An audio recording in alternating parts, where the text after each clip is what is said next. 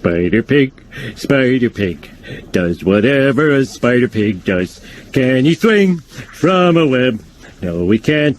He's a pig. Look out, he is a spider pig. Spider Pig, does whatever a spider pig does. Can he swing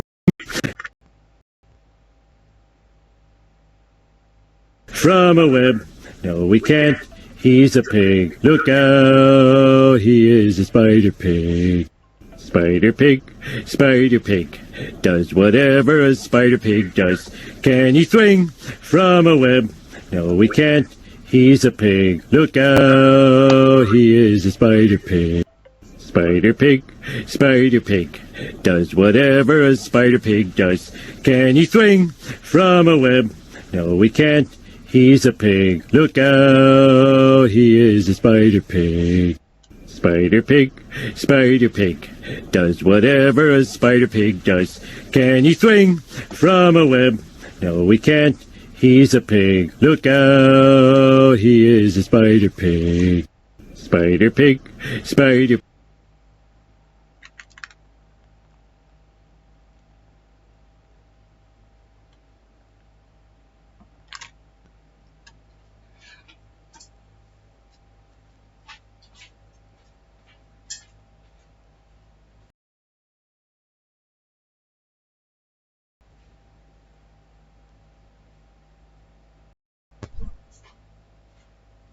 The Saiyans were pretty weak. Vegeta, the strongest Saiyan working under Frieza, wasn't even the strongest member of Frieza's army. Or was he? People just look at Vegeta's power level of 18,000 and think he gets beaten by Frieza's mid-tier fighters like Zarbon and Dodoria, but with the Ozaru form, Vegeta has a power level of 180,000. That makes him stronger than Captain Ginyu, and by extension, the strongest member of Frieza's army. Saiyans were only getting stronger with each passing generation, so eventually, even an Ozaru Saiyan could be enough to challenge Frieza's throne. No wonder he wiped them out.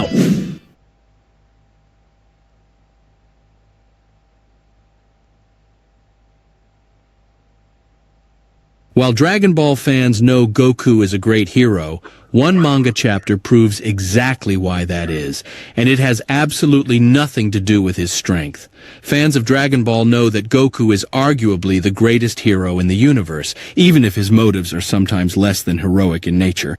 And in Dragon Ball's darkest timeline, Goku is still the hero fans know him as, just not for the reasons they might think.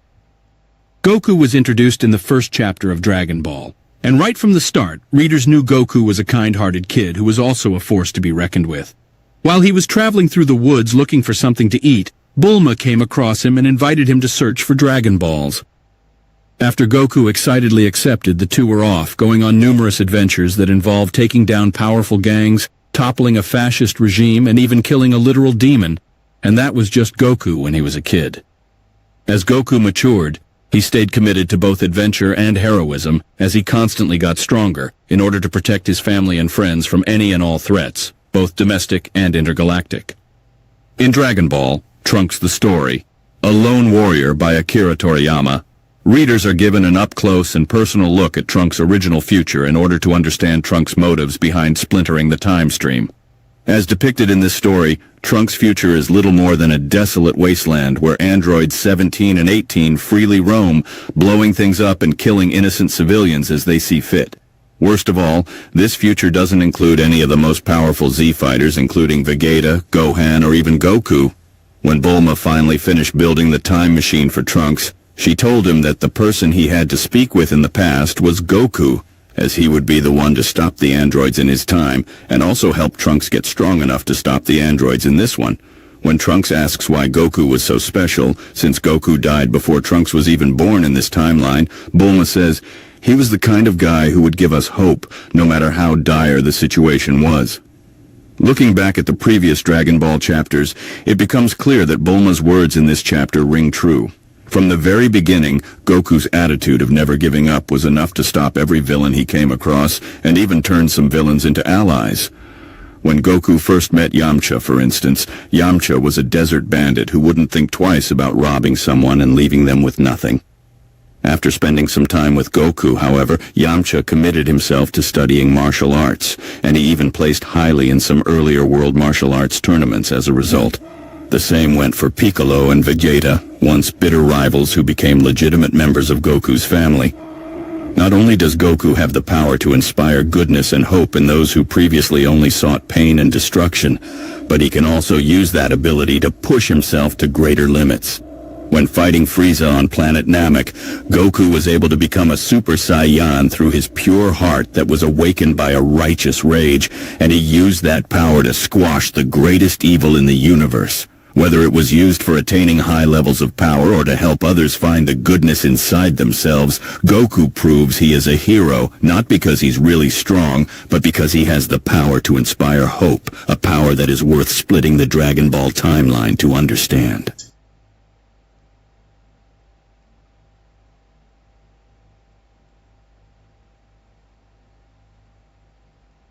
So, you are his girlfriend, huh? Let me tell you, living with a Saiyan is hard. Well, yes, they are stubborn, and the only thing they care about is fighting. Broly spends a lot of time with me. We enjoy hanging out.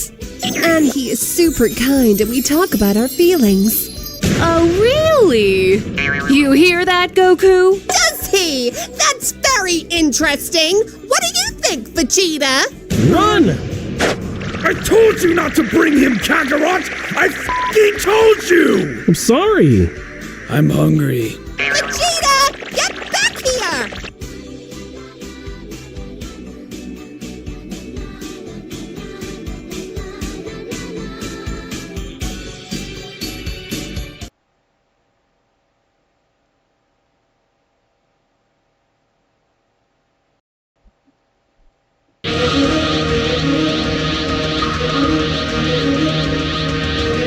Jesus Christ, really?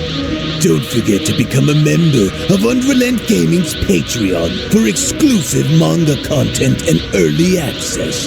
Isn't that right, Seth? I already joined his Patreon today. Tons of great stuff on there, actually. But did you really have to blow up the city?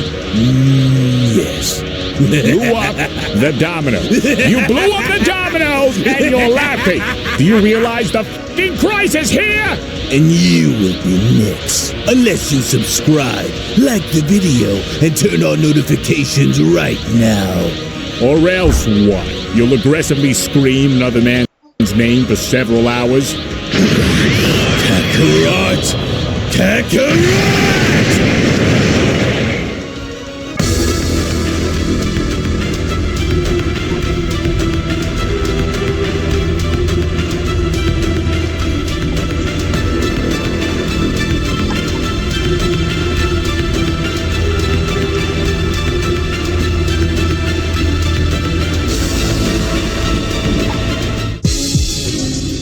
Now, although despite with the situation being as dire as it appears over within Universe 16, as long as our warriors are able to find a way to fight back, despite what Lord Ferrix throws in their direction, will they only have the best shot at beating him? However, if our heroes are unable to form some sort of collective effort in being able to best Lord Ferrix soon, then I'm afraid no matter what they try, and no matter how far they will try and go, will it only prove to be useless by the very end of it.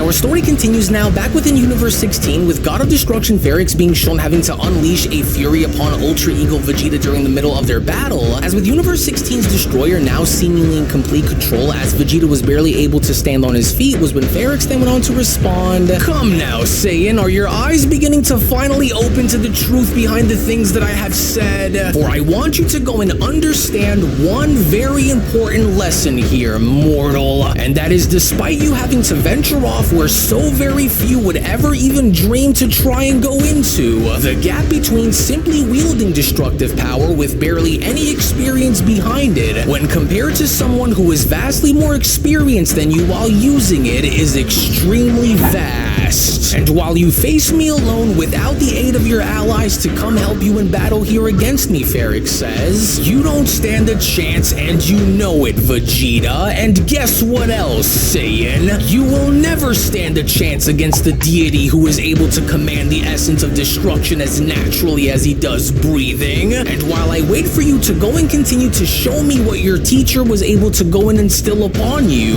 and unless you continue to try and produce for me, then I am going to continue to have my way with you until I have completely broken you in half, Vegeta. And so now hurry and go and defend Beerus's honor before I send you into a world where I guarantee that you will not be coming back from. Well now, how very interesting, Angel Rizo went on to then chime in, as while I find this battle to be very intriguing, the disparity in experience between Lord Ferrix and Vegeta is painfully clear, and especially with the way Lord Ferrix is choosing to go about this contest that he finds himself in. However, it's this strange feeling of resilience which these Saiyans display that appears to be catching my eye the most, especially with Vegeta. For very rarely have I ever seen a mortal endure such a relentless onslaught by a god of destruction and still stand defiant, which only now leaves me to wonder more about them, for I question on if these mortals were to be given more time to grow and evolve, then the question becomes how far would they be able to truly be shown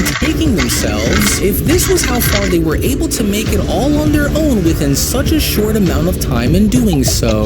But even then, aside from these two, I wonder on where the other is, for it's been quite some time since we've last seen him here before he was shown being thrown within that tomb, and so now I wonder if he's ever coming back like Vegeta was shown having to do so, or if he'll truly be lost within the Window Realm for all of eternity, because while Broly struggles to break free and thus leaving Vegeta all on his own out there, and I'm afraid they won't last much longer unless something were to change, but let's just wait and see what comes out of this entire ordeal as it does. To which even then, with Ferrix shown having to beat Vegeta down, with Vegeta's resilience being shown having to keep him within this fight, was when Ferrix then went on to continue, "Oh, come on, mortal, where did all of that fire just go? As here you said that you'd be the one that would go and show me on what true destruction feels like, did you not? Well, where is it? Cause I'm still waiting, Saiyan." And while I understand and see why Beerus would go and choose you of all mortals to guide and teach the ways of learning how to use a power similar to that of our own, all you've proven to me upon engaging with you is how much you still have to learn before you can truly call yourself a master of destruction, Vegeta. And here I can't believe that you were somehow able to get the better and outsmart Lord Cobras when you did. For this is just pitiful, and here you said that I was going to know what it felt like to lose by the hands of a Saiyan elite such as yourself. Why, you, mark my words, Destroyer, you haven't beaten me yet, Vegeta responds, and as long as I still have some fight that's left within me, then you will never be able to take away what keeps me strong. Hakai. But then, it was only just before Vegeta even had the opportunity to utter the words Hakai was when Ferrix was shown having to kick Vegeta's hand away by then responding, "Oh no you don't. What do you think this is, Saiyan? Do you really take me for a fool here or what? Did you honestly think that by trying to erase me was actually going to work, mortal? For the act of erasure goes far beyond your simple understanding of assuming that you could use this on a god and actually think that it would work in your favor, Vegeta. And for you to dare raise your hand at me the way you did will cost you dearly. For no mortal, no matter how mighty they claim to be, would I ever go and allow for them to do onto me as I will do onto you, Vegeta. And while I can now see on why Beerus had taken you under his wing and had trained you to wield our power, I will go and further remind him that despite taking up a Saiyan as being his student, even his so-called best destroyer-wielding fighter was no match for the likes of me. And so now do yourself a favor and don't move so that I can go and show you on how it's really done. Yes, it was a pleasure, Vegeta. But then, it was only just now suddenly from behind Ferrix, as a giant noise was then shown having to emanate throughout the entire desert, was when Ferrix then went on to further question, what was that just now? Surely that couldn't have been Broly since he's, wait a second, is it? To which lo and behold now from out of nowhere, as Broly was shown sinking on under beneath the sands above the grounds, as a giant shadow was then shown zipping right by, was where from out of nowhere that was when Mastered Ultra Instinct Goku had now finally made his way back and kicking Ferrix in the face with Angel Rizo responding, "Ah, but of course, for I was starting to wonder on what had been taking that Saiyan so long to find his way way back out, as I already had assumed that he went and failed within that realm, but given how both he and Vegeta are now reunited, I'm starting to wonder on how they will go about this, and especially given how Lord Ferrix appears to be outnumbered but by no means outclassed or outpowered, since I do believe that Lord Ferrix still holds the upper hand here. And so now that the Saiyan was able to find his way back to Lord Ferrix, I do believe it's time that we go and find out on just how good he truly is, and especially when considering his accolades and skills after being trained by my brother Whis. As Ferrix went on to then stand back up by then responding, "So, you were finally able to go and find your way back out of my window realm after all, now were you? Well, it took you long enough. And here I was beginning to doubt that you'd ever go and show your face around here ever again. But would you go and take a look at that, for I guess I was wrong to have doubted you after all," with Goku being shown turning his head by then responding, "Hey, sorry that I wasn't able to make it back here a little sooner than I did, but are you alright, Vegeta? And just what in the world did he go and do to your arm? And where's Broly?" with Vegeta responding, "Well, it took you long enough, you idiot.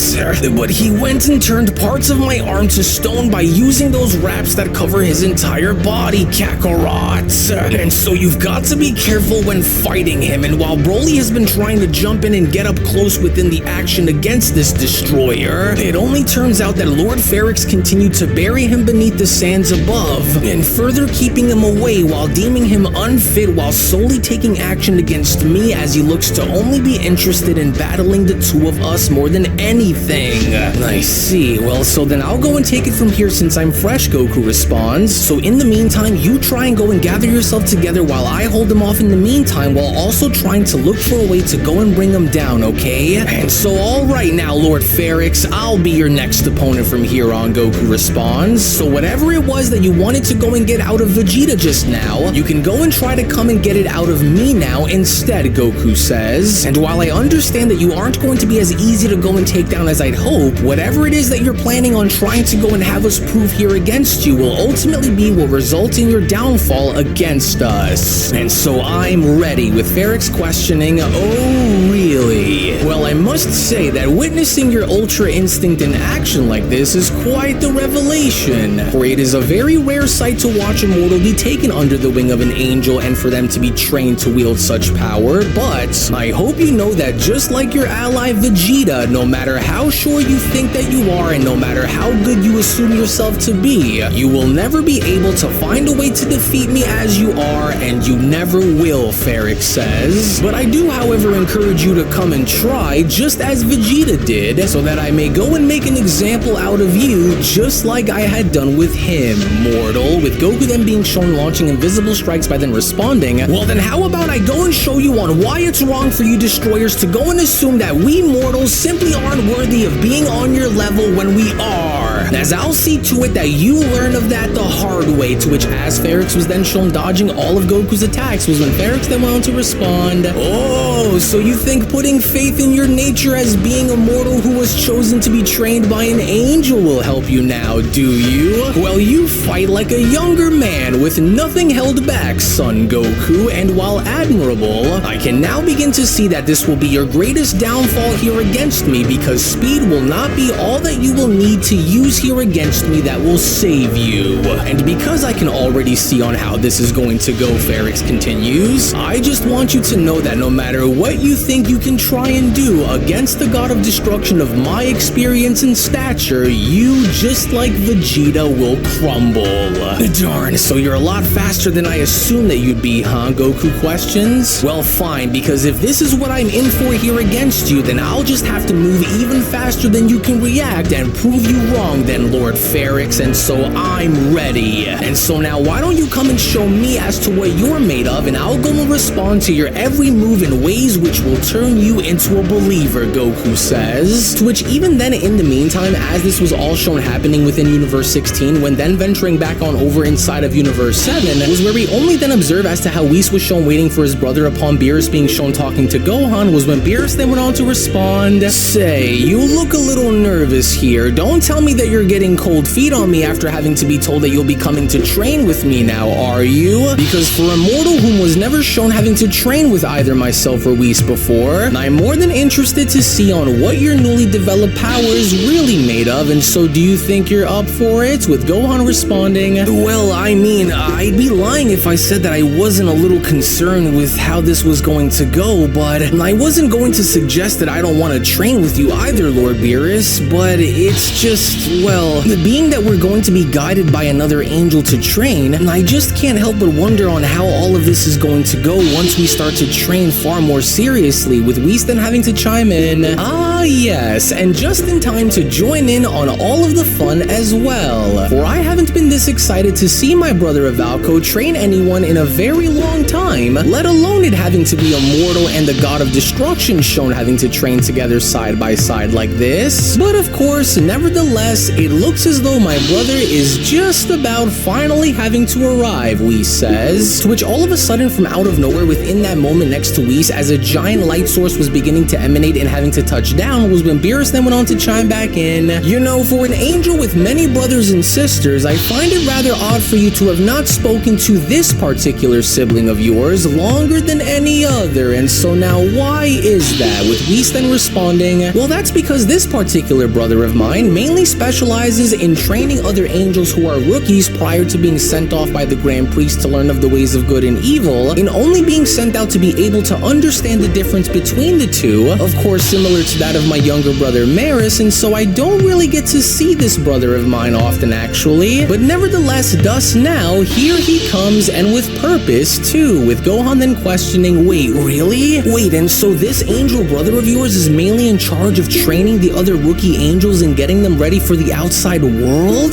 Well gosh, this brother of yours sounds like he's pretty intense then when compared to some of your other siblings then, Whis. And so like, are we going to be training here on Lord Beerus's world, or with Beerus quickly responding, well, either way, this aura I'm sensing coming from him feels rather familiar, and almost like I remember him from a very long time ago, and if this is who I think it is, Beerus continues, then that'll surely go and explain everything, but no, we are more than likely not going to be training here on my world because I don't want to run the risk of destroying this place in the process of us having to undergo this training cycle, and so we will see. To where even then moments later, as Whis' brother was now shown having to touch down in showing himself in arriving on Beerus' planet, was when Whis then went on to continue, well, either way, Lord Beerus, Gohan, allow me the honor of introducing my esteemed brother Avalco, as not only is he a formidable angelic training commander who is very revered across the cosmos for his rigorous training regimens and methods of training, but he also possesses the unique gift of discerning an individual's potential with just a mere glance into their eyes, as under his guidance, every young rookie angel that he had ever taken under his wing has reached unprecedented heights, in further boasting a 100% graduation and success rate, for his insight into potential is unparalleled as it is unique, especially given his methods in training those who decide to want to go and take under him to go off and learn and train, as Whis went on to then wave by continuing, which speaking of, greetings Avalco, for I can see that you still appear to be doing quite well for yourself, as I want to go and extend my gratitude in thanking you very much for being here with us and helping me on this matter, with Avalco having to respond, you know, summoning me across the cosmos is no small affair, Whis, especially since it's been a very long time since you and I have last seen one another, and so this better be important. So now, who was it that you have called me here to have train under me? Where are they now? With Whis pointing out, well, I wouldn't want you to travel all this way for nothing now, would I? But nevertheless, they are right over there, as a matter of fact, a destroyer and a mortal, which to that we have Universe 7's God of Destruction, Lord Beerus, whom you already know, of course, and a rather new guest of ours here on Beerus's world, a Saiyan half-breed who goes by the name Gohan, with Avalco responding, a destroyer god and a mortal Saiyan, huh? Interesting. Now, even though I will admit and say that while being summoned by my brother here to aid you in your training was not something that I had anticipated, especially to see that I'll be going out of my way to go and train both a god of destruction and a mortal of all beings, nonetheless, here we are, and I want you both to go and understand this, for my intervention will not be a shortcut to greater power, for the path that I will lay down before you both will be filled with challenges that are designed to test your limits and go beyond, as I am only here to ensure that your potential is not just reached, but exceeded in far more ways than just one, as I also happen happen to see that you are both holding something back which you have yet to come to terms with yourselves. And so in the meantime, I am hereby now in charge of everything that happens moving forward, Avalco continues, as you will both follow my every command or I will send you back to where you came from and ban you from ever being trained by an outside angel ever again. And so now let that be a warning to you both that I will not tolerate quitters or crybabies either. And so now that I have made myself perfectly clear to the both of you, it's time that you all come and follow me, for our training will not be taking place here but will rather take place within my domain. And so you will both be coming with me, for I will set the course of your training with me to about 5 hours with only 2 water breaks in between, Avalco continues, which that also includes no meals, no timeouts, and no bathroom breaks either. For if you feel the need to vomit, then vomit where you are and jump back into your training. And if you end up defecating yourselves, then that's on you as well. So it's like I said, no breaks and no slacking off. Got it? Now let's move. With Whis having to turn back by then responding, well, this should be rather fun now, wouldn't you both agree? So come along now, for we don't want to keep my brother waiting. Well, my brother really isn't a fan of waiting or not being able to take things as seriously as they should be taken, and so it's best if we all just leave with him now and go about our merry way, with Gohan then questioning, wait, hold on, is he serious? 5 straight hours with no breaks in between whatsoever? And that includes no food or even being able to use the bathroom? With Beerus then responding, oh well, what's wrong? Getting cold feet on me already? Saying, well, suck it up and let's move. As you and I both know that you'll be fine, and so now try not to think about it while we go and train with him. And so now hurry it up and let's go get a move on, so that way we can go and be done with this. With Gohan then responding, oh man, well I guess this is the price that I have to pay for agreeing to go and do this. Well, I guess I have no other choice, and so I hope it proves to be rewarding and pays off in the end then, as it was only right then and there now, during that moment, where the Beyond Dragon Ball Super Story of the Resurrected Fallen Gods of Destruction, the Universe 16 Saga Manga Chapter number 5 Special then comes to a close. Actually, I'll go and take it from here, as I do want to go as far as to address something with all of our dear viewers at the moment. As before I go and give you the following information, if you aren't already a member of Unreal's Patreon community, then you are truly missing out on so much without you even knowing. As not only is the next episode already on the page, but if you want to support all of the content that you see and gain access to tons of exclusives along the way, then we do encourage for you all to become members of our Patreon community today, for we will link it all down in the description box below and pinned comment section. I mean, if you didn't catch the foreshadowing, Gohan is literally finna shit himself. Oh shit, shouts out to Gohan, he finna shit himself while Chi-Chi throwed it back on the Nimbus. Now I will go as far as to say that even though I am quite surprised to see Goku step in the way he did and attempt to square off against Lord Ferrix, if there's one thing that Goku must be extremely cautious about when dealing with Lord Ferrix, is understanding the fact that he is unlike any of the other gods of destruction that he's faced off against before, and unless he could somehow find a way to pull off a victory against him soon, then I'm afraid even Goku will stand no chance at beating him, and so you do not want to miss out on what is about to happen coming up next. So we hope that you all enjoyed today's video, as before you leave, do make sure to give this video a thumbs up by smashing that like button on your way out, as well as subscribing to Unrealent Gaming's channel in case you are new around here. We thank you all for watching and hope you all have a wonderful day, everyone, as we'll see you all in the next one. Hello. Did you know that you can stay up to date with the latest Dragon Ball content by simply subscribing to Unrealent Gaming? Also, don't forget to follow on these social media platforms, you sexy son of a bitch. Roshi. Silent Cell. Me and the fans are having a moment. That's right. I know what you want. Extra long, thick Dragon Ball content. Quality reviews with flawless editing. Yeah, you'd like that, wouldn't you? You dirty bitch. Roshi, the fuck? God damn it, I need them to subscribe, Cell. And we're demonetized. Yeah, screw it. Let's cut to the video.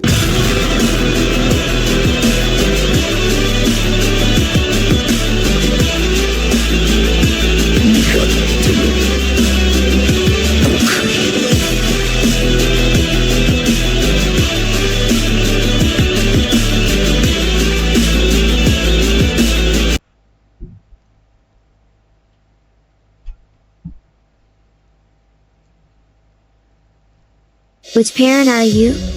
In the bustling city of Nutriville, a group of extraordinary individuals has emerged, known far and wide as the Superfood Parents. They are on a mission to transform their families' lives through the power of nutrition, one delicious bite at a time. Meet Chef Laquita Marie, the culinary mastermind behind the Superfood Parents playbook. With boundless enthusiasm, she welcomes you to embark on a thrilling journey to becoming a true superfood hero. But what exactly does that mean? In Nutriville, Superfood Parents are everyday heroes. These Superfood Parents lead the charge for better health, but not with capes. They lead with carrots, and whole food fats like avocados. And instead of masks, they lead with mangoes and berries. Fruits and vegetables are the disease-destroying arsenal of heroes. Are you a disease-destroyer superhero for your loved ones? Fruits and veggies fuel the mission of heroes like Veggie Vixen. Are you a Veggie Vixen for your loved ones?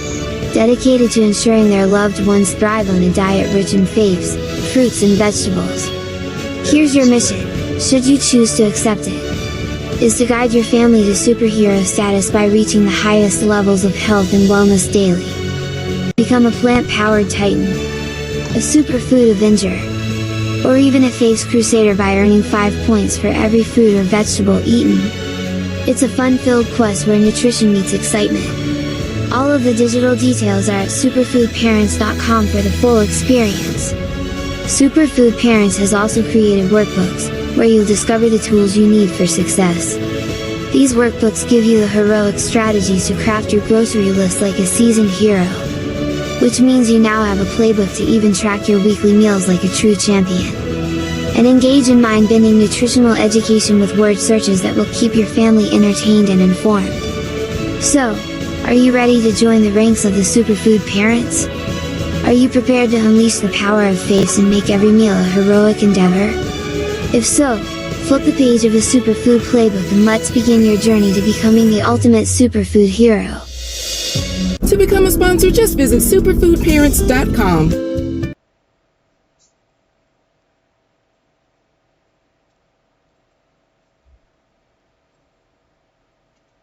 Vegeta, I don't understand. You've never allowed anyone to help you before in your life. Why start now? Why poverty? Because I wanted him to reawaken the evil in my heart. I wanted him to return me to the way I was before. I was the perfect warrior, cold and ruthless. I led by my strength alone, uninhibited by foolish emotion. What's the matter? Not winning as easily as you thought? I am a Saiyan of royal blood, the last of my kind. In my fingertips I hold the power to destroy entire worlds. Now shatter through my limits, in my own way, on my own terms. It is time to take back what is mine.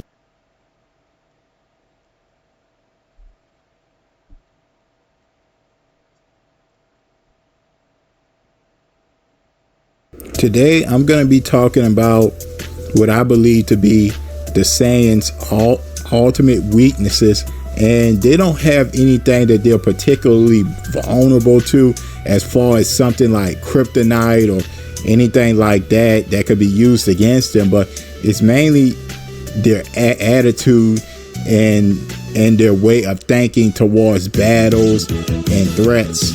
So the main three Saiyans that I'm going to be talking about that have these issues is Goku, Vegeta, and Gohan. Starting things out with Goku. Goku is one, he doesn't really take battles too seriously, even when it comes to earth-ending threats. It's almost as if he see a lot of fights as, just sparring matches or, fights to like improve him. So he doesn't really, even though he does save the universe and the planet on several different occasions, he doesn't really, see them as an earth-ending threat. He sees them as like some kind of fighting opponent in a tournament. So, and that hurts him by he doesn't usually go full power. He usually starts fights off by warming up instead of hurrying up, going full power and actually trying to take care of the serious threat at hand. And he's also been known to let his villains get full power before just taking care of them. For example, when he fought Frieza on planet Namek, and mind you, this is a planet that was said to about to explode within 5 minutes of time, he let Frieza get his full power instead of just taking him out right then and there. And the thing is, we don't know if Goku did not know if he would be strong enough to actually defeat Frieza within his full power. Luckily, he was able to beat him, and because of this, he had less time to actually get off of the planet, because full power Frieza was also more of a fight than if he would have just taken him out when he could. So he definitely put his own life at even more danger, because he had literal seconds to actually get off of planet Namek after this fight. Next up, we have Vegeta. And Vegeta, when he turned Super Saiyan, he pretty much almost lost, it seemed like he just lost brain cells when he became Super Saiyan, because he got so caught up in his pride and arrogance that it was almost like he lost a lot of his battle sense that he actually used in Namek. He wasn't very strategic at all when it came to the android in the Cell Saga, and he just headed into battle without thinking. For example, when he fought Android 18, he just thought that his power would be just enough to just run over the androids, and when he could completely overwhelm her, he got lost in his own rage, and was one of the things that actually contributed to him losing the fight. But that's not even Vegeta's worst moment within the Cell Saga. His worst moment was when he fought Semi-Perfect Cell. This was an easy fight for him. He could have ended Semi-Perfect Cell whenever he wanted, but Semi-Perfect Cell, used his own arrogance against him by telling him, if you let me get my perfect form, I would be able to defeat you like nothing. You wouldn't even be a challenge. And Cell was truly telling the truth when he said that. And Vegeta, instead of ending the fight, ending the Earth ending threat, he decided to let Cell get his perfect form, and this led to Cell pretty much destroying him, and led to making the Cell arc, it went from, I would say, medium difficulty to now it was on Souls-like difficulty. Next up, we have Gohan. See, Gohan, the problem with Gohan is when he gets a lot of power, he gets drunk on power, almost similar to Vegeta in a way. First up, we have where he turned Super Saiyan 2, and he got so caught up in just torturing Cell that he forgot that this is somebody who is an Earth universe ending threat, whatever you want to call it. And you don't always have to be the strongest in a fight to actually win. This caused Cell to get desperate because he was losing, ended up about to blow up the planet with his body. Luckily, Goku used instant transmission, but in turn cost Goku his life, which is something that wouldn't have had to happen if, again, Super Saiyan 2 Teen Gohan just ended the fight when he could early, instead of having casualties.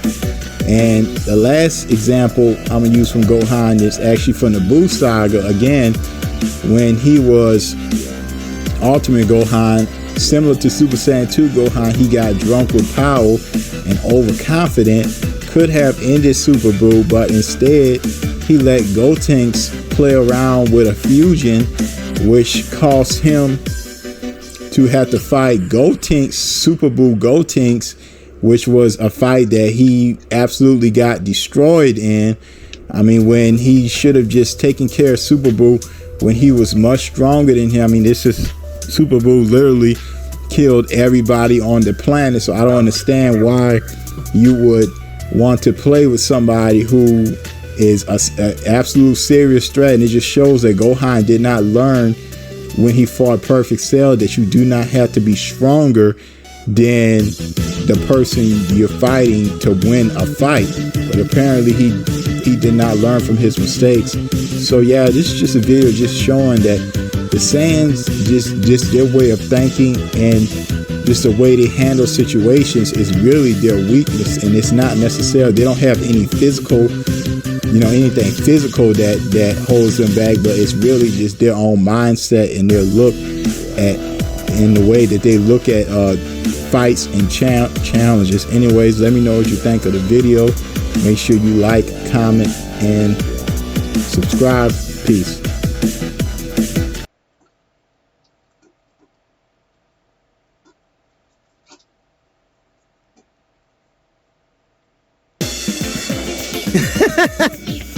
It looks like someone's been doing their push-ups, sit-ups, and drinking plenty of juice. Why don't you and I do some private training? OMG, I would so love to learn how to do the Kaioken. You bet! I'll even show you my special power pole technique. Goku, you are so rad.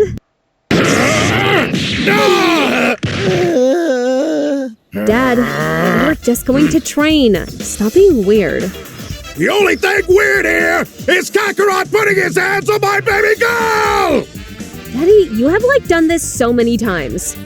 When Goten and I were hanging out, you overreacted like a total geek. I want to take off your pride. You bastard! And when Yamcha offered me flowers, you knocked out his teeth. Hello. You come around here often? Oh, wait, Vegeta, that's your... Oh my god. I flirted with a monkey. I almost committed bestiality. Ah! You're still a monkey.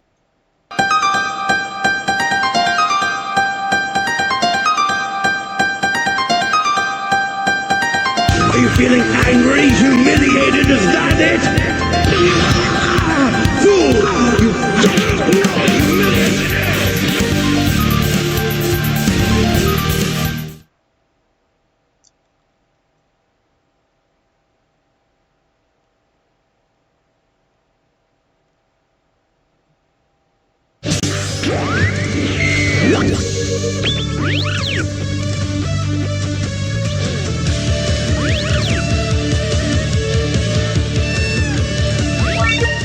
Super Saiyan 4 is not after Super Saiyan 3, at least not in the conceptual sense, only conveniently, and from Goku or at least old Kai's naming convention. I guess we could also say marketing convenience as well. But not just Super Saiyan 4, but Super Saiyan God. That is not after Super Saiyan 3 in the conceptual sense, only that it's the next level of power, albeit going in a completely different direction to Super Saiyan 3 in terms of power usage. It's no longer raw power, it's ki used at a divine level, thus creating a whole new branch of transformations for the Saiyans, where Super Saiyan 4 is also a one step back 10 steps forward approach because of the evolution process, in that the Uzaru has to be combined with Super Saiyan to go in a completely different direction, bearing in mind that the tails have become obsolete by then because the Saiyans had grown much stronger, and through all the lore, it's very strange to go back to what became obsolete in order to advance your power to the next level using a new transformation, that being Super Saiyan 4. But when it comes to Super Saiyan 3, what if I told you Goku mutates that form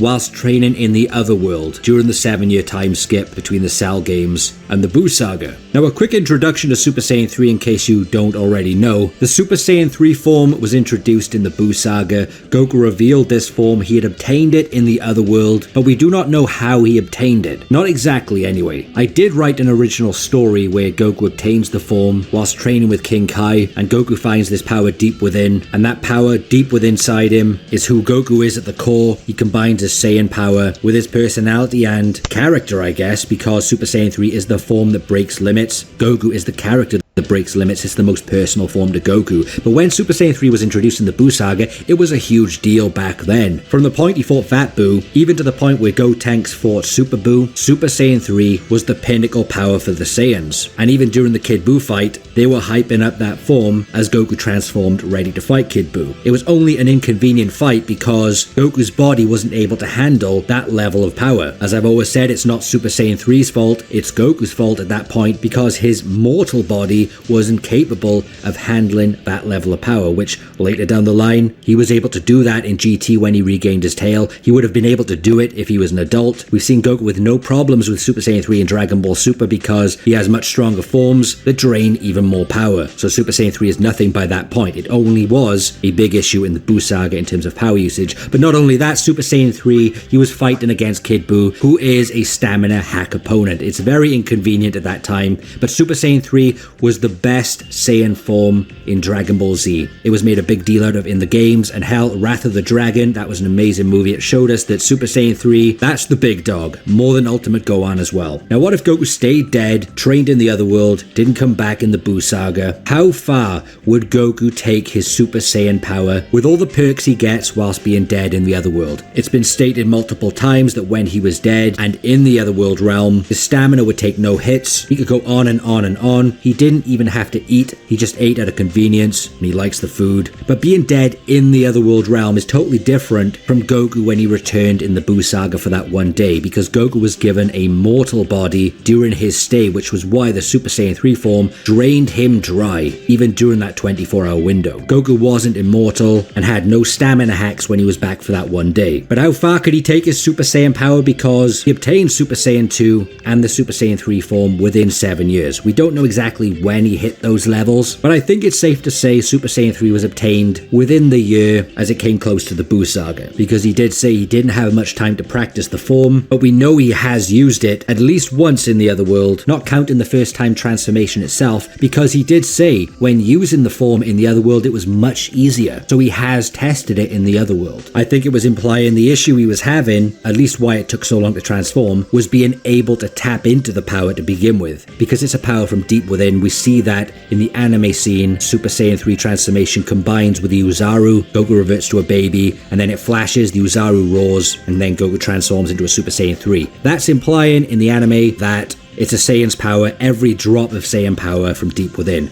Now, if Goku continued to train at that level in the other world, with all those stamina perks, where would he go after Super Saiyan 3? How could that form mutate anymore? As we know, Akira Toriyama has stated that the Super Saiyan 2 and Super Saiyan 3 forms, which are called that out of convenience using Goku's naming convention, they are in fact mutations of the original Super Saiyan form. In fact, every form after the original Super Saiyan is a mutation of the original, including all the grades. You see, there is a grading system officially stated. You have grade 1, grade 2, 3, 4, 5. Grade 5 is actually Super Saiyan 2. Super Saiyan 2 wasn't actually called Super Saiyan 2 in the Cell games. So when you look at it like that, if Super Saiyan 3 is just another mutation, it could essentially be Super Saiyan grade 6, because it's the next one after Super Saiyan 2. So understanding that concept, you can see why Super Saiyan 4 isn't in fact after Super Saiyan 3, at least in that transformation line. We do not know if Super Saiyan 3 is actually the limit of the golden forms either. There could be a whole lot of unexplored lore down that transformation route. But if Super Saiyan 3 is anything to go by, any further mutation, we could safely assume it's extremely taxing on the raw ki, the stamina of the user, unless the next form after it is a perfect balance. It's funny I say a perfect balance because that's what Super Saiyan 4 was. It was a perfect balance. The form didn't even get hit with any stamina issues. Goku could lie unconscious and still be in the form. He would only fall out of the form once he's used up all of his power, which would be through his choice. And the reason why I'm talking about balance is because this could be a concept similar to that of Super Saiyan Rose full power. If you guys have watched Super Dragon Ball Heroes, I know the show gets wacky, but it's interesting. This could be an accurate mutation. You see, the Crimson Masked Saiyan had access to Super Saiyan Rose 3.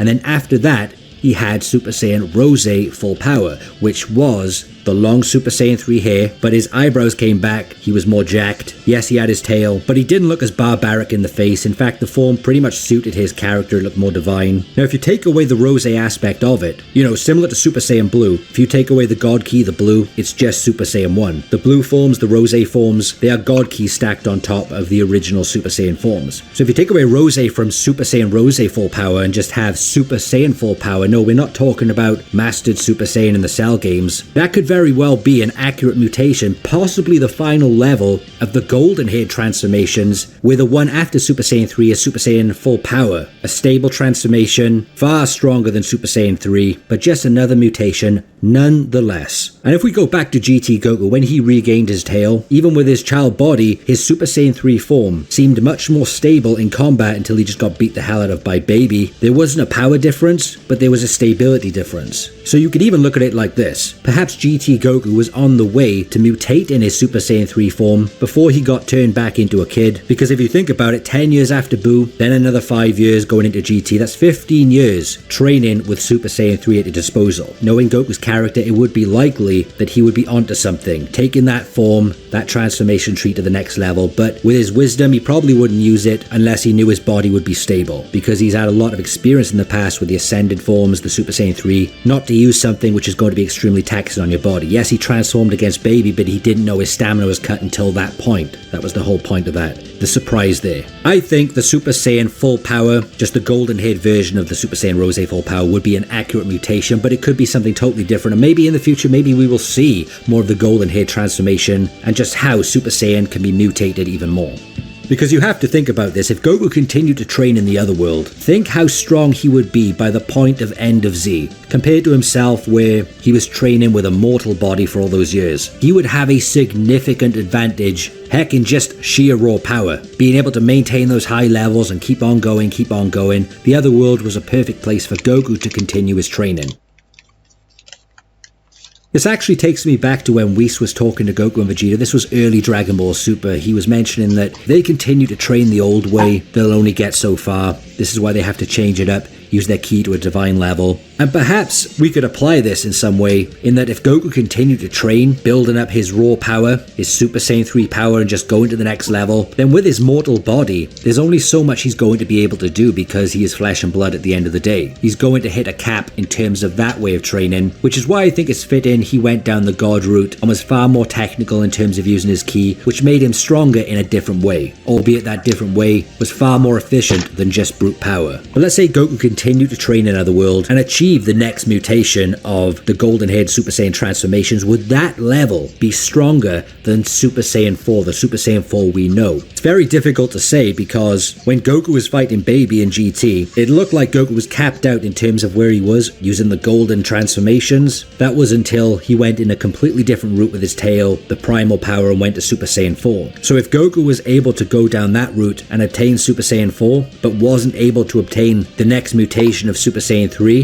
then perhaps that next level of the golden forms could be stronger than Super Saiyan 4 or even Super Saiyan God. But again, theoretically speaking, it would depend on how Goku could tap into that next level of Super Saiyan 3. It's about discovering the forms, because if Super Saiyan 3 is anything to go by, and how to draw out that power, then the next level of that could be difficult to unlock as well. But I still think it's very interesting that there could be a potential form after Super Saiyan 3, which could actually be called Super Saiyan 4 if Goku discovered it, because, let's be honest, Goku kept training and then discovered a new level after Super Saiyan 3 whilst training in the other world. He would no doubt call it Super Saiyan 4, even if it isn't the Super Saiyan 4 we already know, because he did name Super Saiyan 2 and 3, just for ease. And just in regards to the old Kai referring to Goku as Super Saiyan 4, there was speculation that perhaps the old Kai had experienced a Super Saiyan 4 in the past, but that wouldn't make any sense because the legends only referred to, at least back then, the original Super Saiyan, which was a Super Saiyan combined with Uzaru, and they died in that form because their power became too destructive. There would be no way in hell that a Super Saiyan 4 would emerge from that, unless that legend became a Super Saiyan 4 and then died. But then how would that even make sense for the old Kai to refer to the new form as Super Saiyan 4 when the one just before that was a golden great ape? Back then in that legend there was no Super Saiyan 2 or Super Saiyan 3, so Super Saiyan 4 wouldn't even make sense even by the legend itself. The old Kai referred to Goku as a Super Saiyan 4. It appeared to be he sensed that that power was after his last big pinnacle, which was Super Saiyan 3. So it makes sense that the old Kai just goes, there, that's Super Saiyan 4. That's Goku's next level, that's what's going to take care of baby Vegeta, which it did. It was super convenient for the old Kai to just call it Super Saiyan 4. And let's be honest, he was trying to train Goku to use his tail and his power. It's likely he was just continuing Goku's naming convention just for the next level. Even in the GT Perfect files, it does state that Super Saiyan 4 can be considered a totally new breed of Super Saiyan or Saiyan transformation in itself, not necessarily Super Saiyan. So no, I do not take the the old Kai calling Goku Super Saiyan 4 as something to do with history or the past or any event that happened before. Based on Goku continuing to evolve that golden-haired form, it's likely he would go beyond Super Saiyan 3 in some shape or form. I cannot see Super Saiyan 3 being the limit. It's just unfortunate that he stopped training with those forms throughout Dragon Ball Super. We didn't get to see anything after that, because he converted to the God forms straight away. So why would he continue training down the Super Saiyan 3 route if the God forms are superior? But it would be interesting nonetheless to see where the Golden Age forms would go and what the next level would look like. But I think Super Saiyan Rose Full Power, just gold, would be an accurate mutation. What do you guys think? How far would Goku take his Super Saiyan power in the other world if he continued to train? Obviously Super Saiyan 4 wouldn't be accessible unless Plot gave him a tail and they went down the Golden Uzara route, but I think Goku would discover something else using just the golden haired forms. Look at all the different grades, grade 1, 2, 3, 4, 5, then Super Saiyan 3. It wouldn't make sense if Super Saiyan 3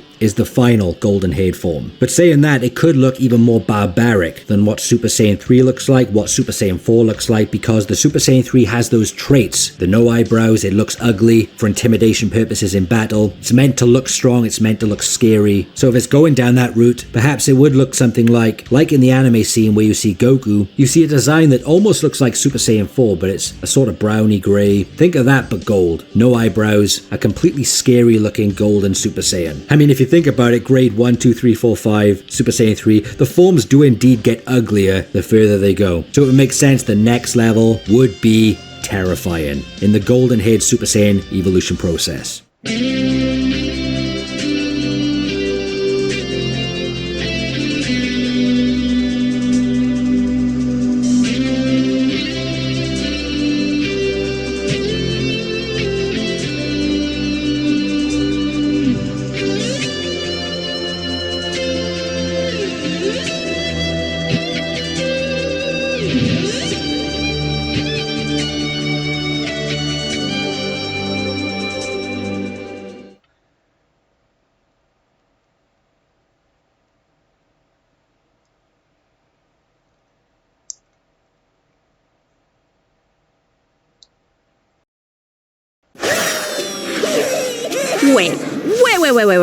What? So you're this massively powerful, half-human, half-alien super warrior. I mean, saying that about myself feels a little conceited, but... What I'm saying is, you can dodge bullets, much less any attack I throw at you. Well, yeah, honestly. Why do you ask? No reason.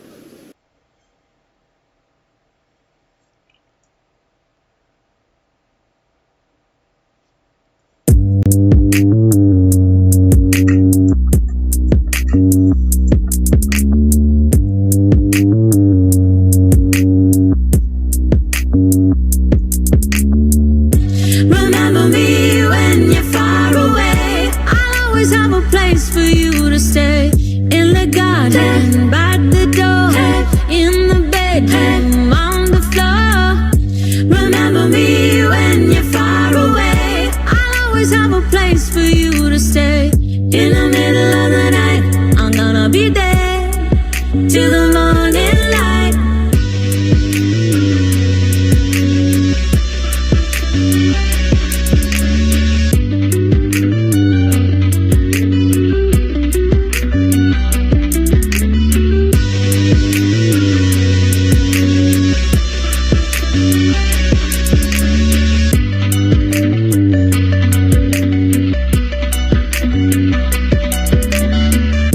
Remember me when you're far away. I'll always have a place for you to stay. In the garden, by